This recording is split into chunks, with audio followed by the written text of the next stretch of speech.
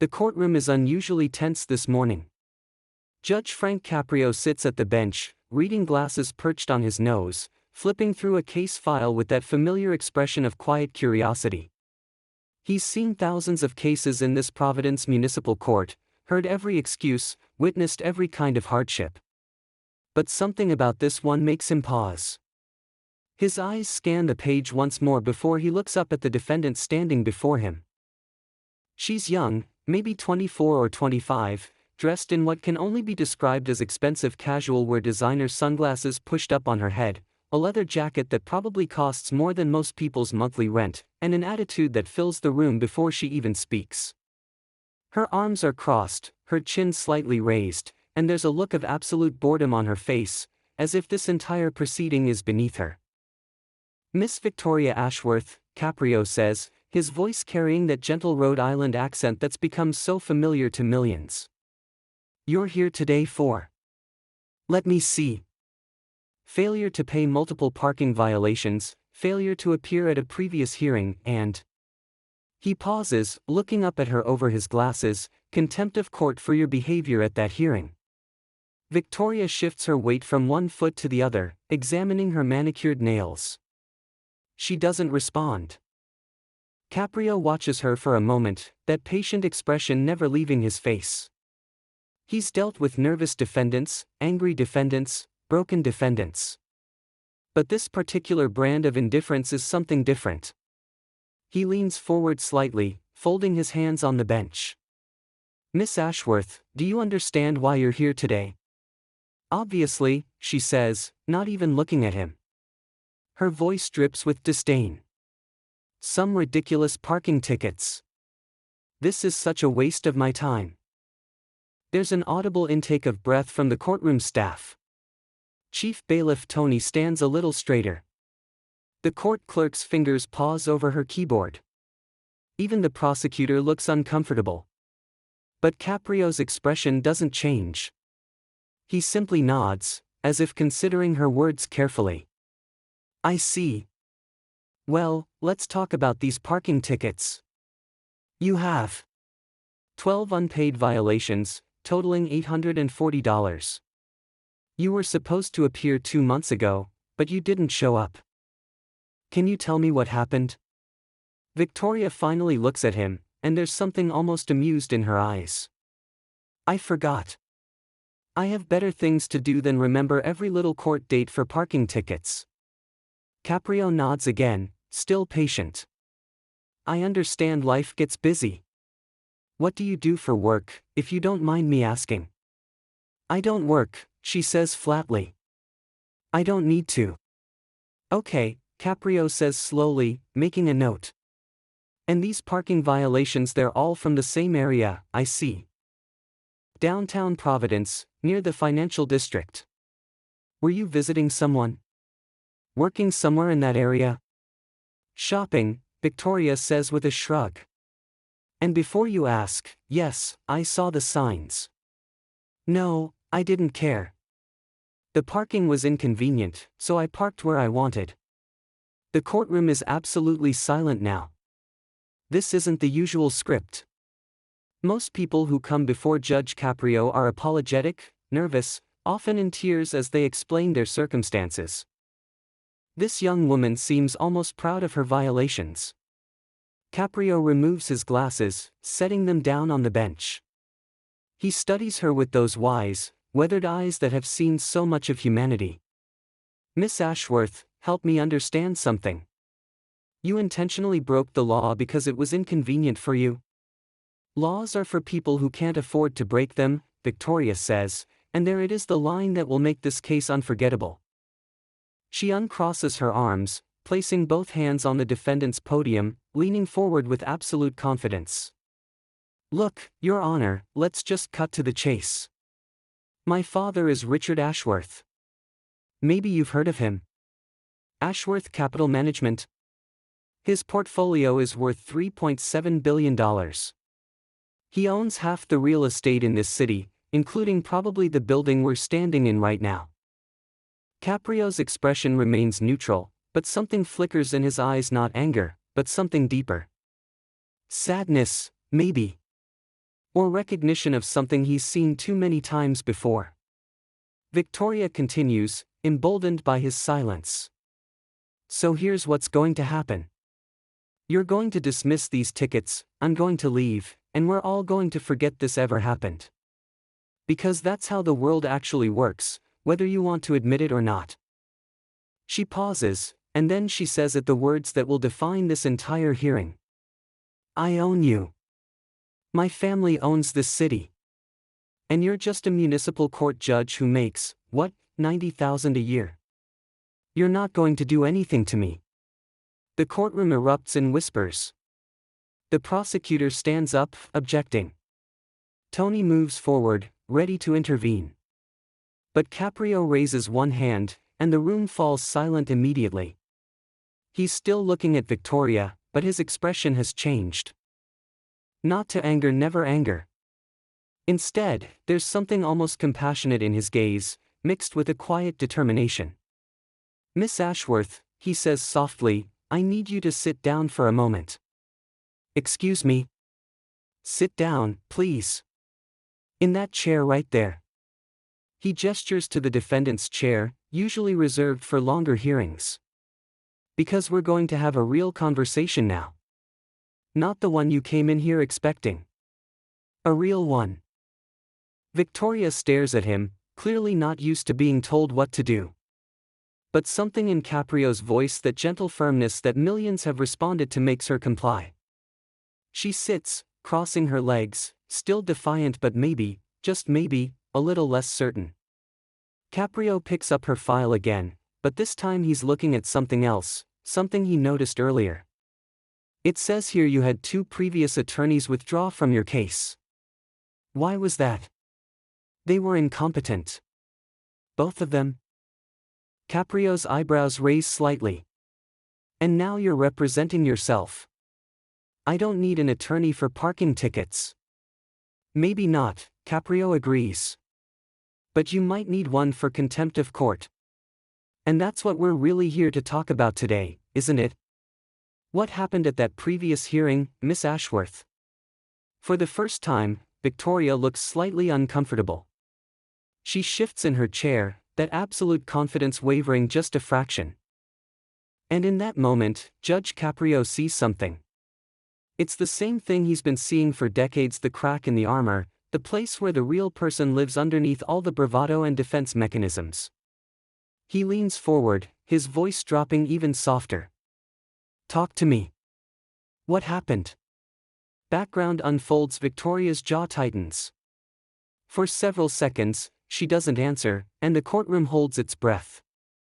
The camera catches every micro-expression, every tiny shift in her demeanor.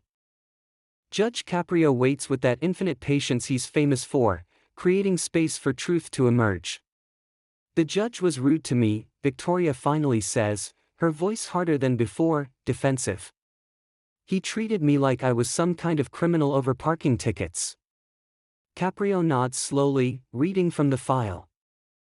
According to the report, you told Judge Morrison to. He pauses, clearly editing the language. Well, let's say you used some very inappropriate language and told him he had no right to lecture you. Then you walked out of the courtroom while he was still speaking. Is that accurate? He was being condescending. Maybe he was, Caprio says, surprising everyone, including Victoria. I wasn't there, so I can't say. But I am here now, and I'm asking you what's really going on, Miss Ashworth. Because in my experience, people don't act this way without a reason. Victoria's eyes flash with something: anger, maybe, or pain disguised as anger. You wouldn't understand. Try me, Caprio says gently. I've been doing this a long time. I've heard a lot of stories. I've seen a lot of pain. Talk to me. There's a long pause. Victoria looks down at her hands, those perfectly manicured nails suddenly seeming like armor. My father does own half this city, she says quietly. That part is true. Okay, Caprio says, encouraging her to continue. And I don't have a job. Also true. Because I'm not allowed to work. I'm not allowed to do anything without his permission. Every dollar I spend, he sees. Every place I go, he knows. Every person I talk to, he has investigated. Her voice is steady, but there's something underneath it now, something raw. You asked what I do. I'm a professional daughter. That's my job. I smile at charity events. I look good in photographs. I make him look like a family man to his investors. Caprio's expression has shifted to something deeper now, that empathetic quality that makes him so remarkable. How old are you, Miss Ashworth? 24. And you live with your father? In one of his houses? Yes. She says it with bitter emphasis. One of 7 houses. I'm in the Providence one. He's usually in New York or London or wherever the money is this week. Do you have siblings? For the first time, real emotion cracks through Victoria's facade. Her eyes get briefly wet before she blinks it away. I had a brother. Daniel. He died 3 years ago. Overdose. The courtroom is absolutely silent. Even the court reporter's fingers have stopped moving momentarily. Caprio's face shows genuine sorrow. I'm so sorry, he says, and everyone in the room knows he means it. That must have been devastating for your family. My father buried him on a Tuesday and went back to work on Wednesday, Victoria says flatly. He never talked about it again. Never mentioned Danny's name. Just erased him, like he never existed. Caprio absorbs this, his hands folded on the bench. And your mother? Gone. Left when I was 14. I don't blame her. Living with Richard Ashworth is like living in a golden cage. Everything looks beautiful from the outside, but you can't breathe. Is that how you feel? Caprio asks softly. Like you can't breathe? Victoria looks up at him, and for just a moment, the mask drops completely. She's not a spoiled billionaire's daughter anymore. She's just a young woman who's drowning and doesn't know how to ask for help. Every single day. Caprio nods, understanding flooding his features. These parking tickets, you said you parked illegally because it was inconvenient. But that's not really true, is it? Victoria hesitates, then shakes her head slightly. I wanted to get caught. I don't know what I wanted. For something to happen. For someone to see me. For there to be consequences to something, anything, because nothing I do matters. I could park illegally every day for a year and my father would just pay the tickets and never say a word to me about it. I could. She stops herself. You could what? Caprio prompts gently. I could disappear tomorrow and he probably wouldn't notice for a week, Victoria says, and her voice finally breaks. As long as I show up for the important events and don't embarrass him, I don't exist.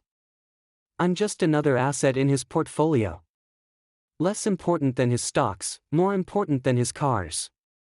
That's where I rank. Caprio takes a deep breath, and those watching can see him processing this, taking it in with the full weight of his compassion. Miss Ashworth, when you came in here today and said those things to me about owning me, about your family owning the city, were those your words or your father's? The question lands like a thunderclap. Victoria's eyes widen slightly, caught off guard by his perception. She opens her mouth to respond, then closes it. Finally, she whispers, that's what he always says. We own them. They work for us. Never forget what we are and what they are. But that's not what you believe, Caprio says. It's not a question. Is it? Tears are streaming down Victoria's face now, though she's trying desperately to stop them. I don't know what I believe anymore. I used to think. When Danny was alive, we used to talk about leaving. Starting over somewhere. Being normal people. But then She can't finish the sentence. He couldn't find a way out, Caprio says quietly, so he found a different way out. Victoria nods, sobbing now, all pretense gone. And I'm so angry at him for leaving me alone in that house. And I'm angry at my father for making him feel like he had to. And I'm angry at myself for not being stronger, for not helping him, for still being here when he's not. Caprio lets her cry, doesn't rush her, doesn't minimize it. The courtroom has transformed from a place of judgment into something else entirely: a confessional, a therapy session, a moment of raw human connection. This is what he does, what makes him different. He sees the person, not just the case file. After a few moments, he speaks again, his voice carrying such gentleness that it seems to fill every corner of the room. Miss Ashworth, you came in here today with all that anger and pain, and you threw it at me because you thought I was just another person who would either fear your father's money or judge you for having it. Am I right? Victoria nods, wiping her eyes with the back of her hand. But I don't fear your father's money, Caprio continues. And I'm not judging you for having it. What I see is a young woman who's hurting, who's lost her brother, who feels invisible in her own life, and who's been taught that money and power are the only things that matter in this world. And that's not true. It's not true at all. Caprio stands up from the bench, something he rarely does in the middle of a hearing. He's a small man, even at his full height, but there's something commanding about the gesture. He walks around to the front of the bench, leaning against it, making himself more level with Victoria, less formal, more human. The court staff exchanges glances. This is unprecedented, but no one intervenes. They know their judge, know when something important is happening. You know what I think? Caprio says, his voice carrying that particular blend of wisdom and warmth that has made him beloved by millions. I think you didn't come here today to fight with me. I think you came here hoping I'd see you. Really see you. Not the money, not the name, not the attitude, but you. The person underneath all of that. Victoria looks up at him, mascara streaking her face, and for the first time since she walked into this courtroom, she looks young. Vulnerable. Lost. Do you know how many people come through this courtroom? Caprio continues. Hundreds every week. Thousands every year. People who can't pay their fines because they're choosing between parking tickets and feeding their children. People who missed their court dates because they were in the hospital, or taking care of dying parents, or working 3 jobs just to survive. And every single one of them, I see them. I hear them. I try to help them. He pauses, letting that sink in. But you know what? Rich or poor, every single person who stands where you're standing right now has one thing in common: they're human. They hurt. They struggle. They want to be seen and heard and valued. Money doesn't change that. It might change the kind of problems you have, but it doesn't change the fact that you have them. Victoria is listening now, really listening, in a way she clearly hasn't listened to anyone in a long time. When you told me you own me, Caprio says, here's what I heard: I'm so powerless in my real life that I need to pretend I have power here. When you said your family owns this city, what I heard was, please see past this performance. Please see that I'm drowning. Am I close? Victoria nods, unable to speak through her tears. Caprio reaches into his pocket and pulls out a handkerchief, an old-fashioned gesture that somehow fits him perfectly. He hands it to her, and she takes it, pressing it to her eyes. My daughter, he says softly, is around your age. And if she was hurting the way you're hurting, I would hope that someone, somewhere, would take a moment to really see her. To help her. That's what I'm going to do for you today. But I was so rude to you, Victoria says, her voice small. You were, Caprio agrees with a slight smile. Probably the rudest defendant I've had in about 6 months. But you know what? I've been called worse. And more importantly, I understand that hurt people hurt people. That's not an excuse for bad behavior, but it is an explanation. And explanations matter. He walks back around to his chair but doesn't sit down yet. Instead, he picks up her file again, studying it with those thoughtful eyes. Let me tell you what I see in this file, Miss Ashworth. I see 12 parking tickets over the course of 4 months. All in the same area. All during business hours. All parked in front of meters that were expired or in spots that were clearly marked no parking. He looks up at her. But I also see something else. Every single one of these tickets was written within 2 blocks of the Providence Community Mental Health Center. Victoria's head snaps up, her eyes wide. She clearly didn't expect him to make that connection. Were you going there? Caprio asks gently. To the center? After a long moment, Victoria nods. I started going after Danny died. My father doesn't know. He thinks therapy is for weak people. If he found out, he'd. She trails off. He'd what? Caprio prompts. He'd put me in some expensive facility somewhere. Lock me away where I couldn't embarrass him. Make sure I was handled appropriately, as he likes to say. So I went to the community center because I could pay cash, because they don't require insurance information, because no one would tell him. I couldn't.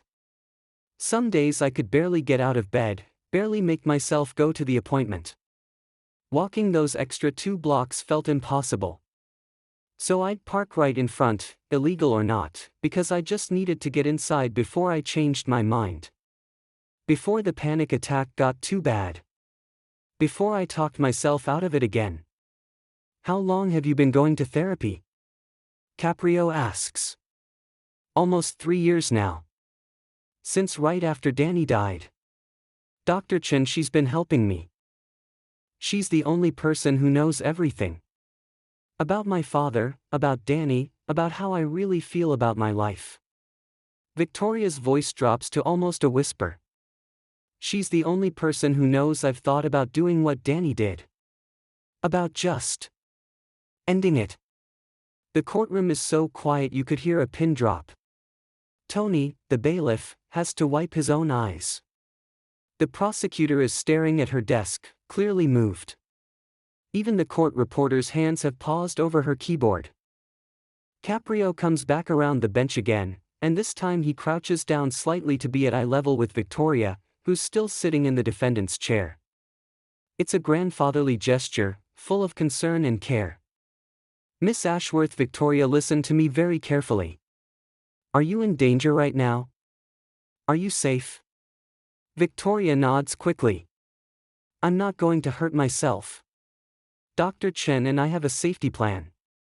I call her when it gets bad. I'm okay. I mean, I'm not okay, but I'm working on it. That's good, Caprio says, relief evident in his voice. That's really good. Because the world needs you in it. I know it doesn't feel like that right now, but it's true. He straightens up, his knees creaking slightly, a reminder that he's in his 80s, though his spirit seems ageless.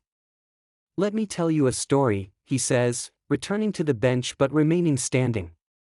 When I was a young man, just starting out as a lawyer, I thought I had everything figured out. I thought justice was simple, right and wrong, black and white.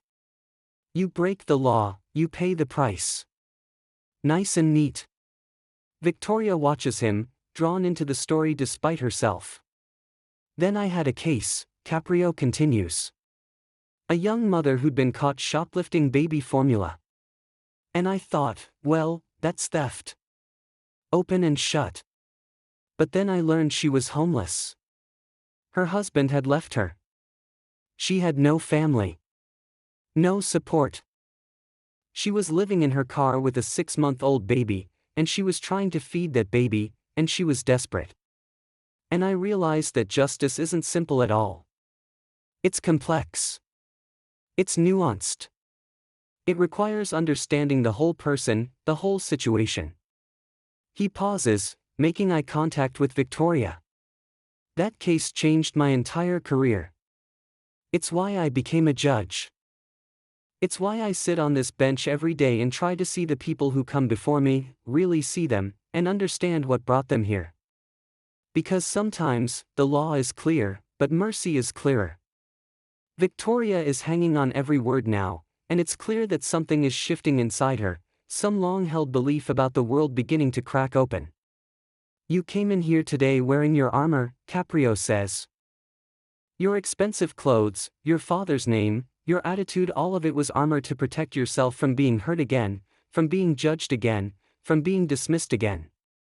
But you don't need that armor in this courtroom. Not with me. Here, you can just be Victoria. Just be yourself. And that's enough. You're enough."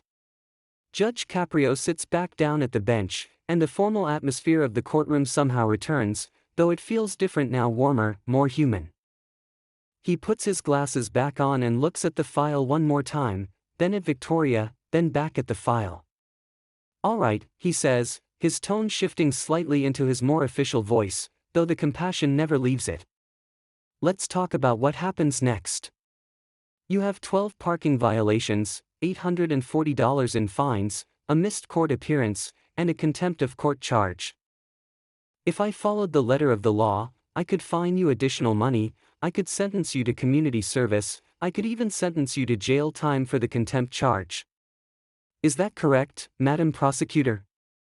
The prosecutor, a woman in her 40s who has clearly been moved by everything she's heard, stands up. "Yes, Your Honor. Those would all be within the court's discretion. But I'm not going to do any of that," Caprio says, and Victoria's eyes widen in surprise.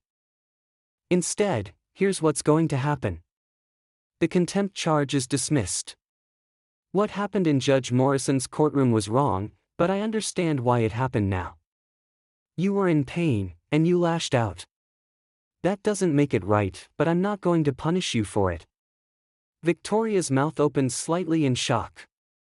"As for the parking tickets," Caprio continues, "here's my concern. You were parked illegally while going to therapy appointments, medical appointments, essentially. And you were doing so because you were in crisis, because you were fighting for your mental health, because you were trying to stay alive. In my view, that changes things significantly." He looks directly at Victoria, his expression serious but kind. "However, I can't dismiss all the tickets. If I did that, what kind of message would that send? That people with money can break the law without consequences? That's exactly what your father apparently thinks, and I won't reinforce that belief. So here's what I'm going to do." The courtroom leans in, everyone waiting to hear his decision. "I'm reducing the fines to $100 total. That's about what you would have paid for parking in that garage, isn't it? If you'd walked those 2 blocks each time." Victoria nods, speechless. "And I'm going to give you 60 days to pay it. That gives you time to figure out how you want to handle this with your father, whether you want to tell him, whether you want to pay it yourself from whatever money you have access to, whatever you decide. But I want you to pay it yourself, Victoria. Not your father. You. Because this isn't about the money. It's about you taking responsibility for your choices and starting to build a life that's yours, not his." Tears are streaming down Victoria's face again, but these are different tears, tears of relief, of gratitude, of something that might be hope. But Caprio isn't finished. "Now, I'm also going to give you something else, and this is the most important part, so I need you to listen carefully. I'm going to give you the number for a social worker here at the court. Her name is Maria Santos, and she's helped a lot of young people in difficult situations. I want you to meet with her. Not because I'm ordering you to, not because it's a condition of this case, but because I think she can help you." He pulls out a piece of paper and writes something on it himself, not asking the clerk to do it, doing it personally. Maria works with people who are trying to become independent from controlling family situations. She knows about financial independence, about legal emancipation for adults, about restraining orders if needed, about housing resources, job training, all of it. She's going to give you options, Victoria. Real options. Because what I heard today is that you feel trapped, and nobody should feel trapped in their own life. Victoria takes the paper with shaking hands, staring at it like it's a lifeline. "One more thing," Caprio says, and his voice drops even softer. "You mentioned your therapist, Dr. Chen. I want you to keep seeing her. Whatever you have to do to make those appointments, you do it. You park legally from now on. I'll know if you don't," he adds with a slight smile, "but you keep going. Because that's where you're doing the real work. That's where you're fighting for your life. And that fight is the most important thing you'll ever do." Victoria can barely speak through her tears. "Thank you," she whispers. "Thank you so much." But then, just as it seems like the hearing is ending, something unexpected happens. The courtroom door opens, and a man in an expensive suit walks in. Not just any expensive suit, but the kind that probably costs $10,000, tailored perfectly, screaming wealth and power. He's in his late 50s, silver-haired, with the kind of presence that makes everyone instinctively straighten up. "Victoria," the man says, his voice carrying across the courtroom. "What's taking so long? This should have been handled by now." The transformation in Victoria is instant and heartbreaking. All the progress, all the vulnerability, all the hope from the last few minutes seems to drain from her face. Her shoulders hunch slightly. Her eyes drop to the floor. She becomes smaller somehow, diminished, and everyone in the courtroom can see it happening in real time. "Mr. Ashworth, I presume," Judge Caprio says, his voice cool in a way it hasn't been all day. Richard Ashworth looks at the judge with barely concealed disdain. "Your Honor," he says, though he makes the title sound like an insult. "I apologize for my daughter wasting the court's time. I'll take care of these fines right now, and we'll be out of your way. I have a meeting in Boston in 2 hours. Actually, Mr. Ashworth," Caprio says, and there's steel in his gentle voice now, "we're not quite finished here. And I need to ask you to wait outside until we are." Ashworth's eyes narrow. "Excuse me? This is your daughter's hearing, not yours. And she's an adult, fully capable of handling her own legal matters. So I'm going to ask you to step outside and wait in the hallway until we're done here." The tension in the courtroom is palpable. Richard Ashworth is clearly not used to being told what to do, and especially not by a municipal court judge. "Do you know who I am?" "I do," Caprio says calmly. "You told me earlier through your daughter. You're Richard Ashworth. You own a lot of buildings. You have a lot of money. And right now, none of that matters in this courtroom. What matters is that your daughter is in the middle of a legal proceeding, and you're interrupting it. So I'm going to ask you one more time, politely, to please wait outside." For a moment, it seems like Ashworth might refuse. His jaw clenches. His eyes flash with anger. But something in Caprio's steady gaze, in his absolute calm certainty, makes him think better of it. "Fine," he says coldly. "But I'll be calling my attorneys about this." "That's your right," Caprio says mildly. "Tony, please escort Mr. Ashworth to the hallway." As the bailiff guides a fuming Richard Ashworth out of the courtroom, Caprio turns back to Victoria, who looks like she's about to break into pieces. "Victoria, look at me." She does, her eyes wide and frightened. "What just happened?" Caprio asks softly. "When your father walked in, you changed completely." "Why?" Victoria's voice is barely audible. "Because that's who I have to be with him. Small. Quiet. Obedient. But that's not who you are," Caprio says firmly. "Is it?" "I don't know who I am anymore," Victoria whispers. Segment 5 Final Judgment and Moral Message. Judge Caprio stands up again, and this time there's a determination in his movement that commands absolute attention. He's made a decision, and everyone in the courtroom can sense that what's about to happen is important, maybe even life-changing.